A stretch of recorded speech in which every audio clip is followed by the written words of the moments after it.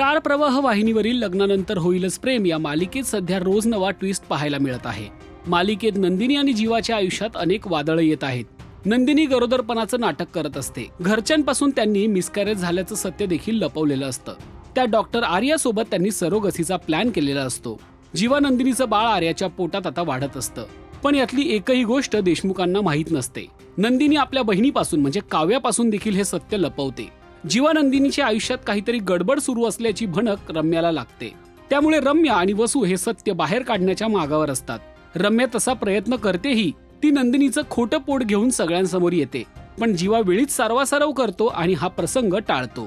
आता जीवा नंदिनीच्या आयुष्यात आणखी एक वादळ येणार आहे. त्यांच्या बाळाची आई म्हणून आलेली आर्या कुठेतरी जीवाच्या प्रेमात पडते की काय अशी परिस्थिती सध्या उद्भवली आहे. कारण आजच्या भागात आपण पाहू की देशमुखांच्या घरी नंदिनीच्या चोरोटीचा कार्यक्रम ठेवलेला असतो. त्यावेळी आर्या देखील तिथे येते. मानिनीने सुरक्षेसाठी हातात बांधलेला धागा नंदिनी आर्याला बांधायला हवं असं जीवाला सुचवते. कारण त्यांचं बाळ आर्याच्या पोटात वाढत असतं. या कार्यक्रमात जीवा गुलाबाचं फूल देऊन नंदिनीला प्रपोज करत तिला खुश करतो. तेव्हा आर्या त्यांच्याकडे अवघडलेपणाने पाहत असते. नंतर आर्या ही जीवाच्या जवळ जात त्याला काहीतरी भरवण्याचा प्रयत्न करते.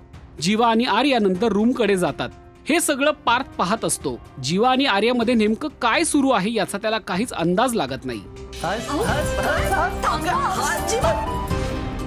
आपलं बाळ सुखरूप राहावं म्हणून गुरुजींकडून आईंनी हा धागा आणला होता आणि माझ्या हातात बांधला. पण आपलं बाळ तर आर्याच्या पोटात आहे, म्हणजे हा धागा सुद्धा आर्याच्या हातातच असायला हवा ना. जीवा आर्याच्या प्रेमात पडली. काय झालं? टेन्शन मध्ये का दिसताय तुम्ही?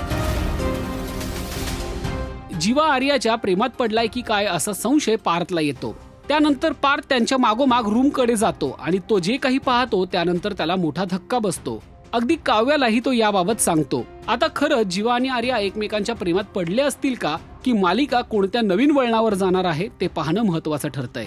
तुम्हाला हा ट्रॅक कसा वाटला ते कमेंट करून नक्की सांगा. आणि मराठी मालिका विश्वातील ताज्या अपडेट, बातम्या आणि गॉसिपसाठी सबस्क्राईब करायला विसरू नका. फक्त राजश्री मराठी शोबस.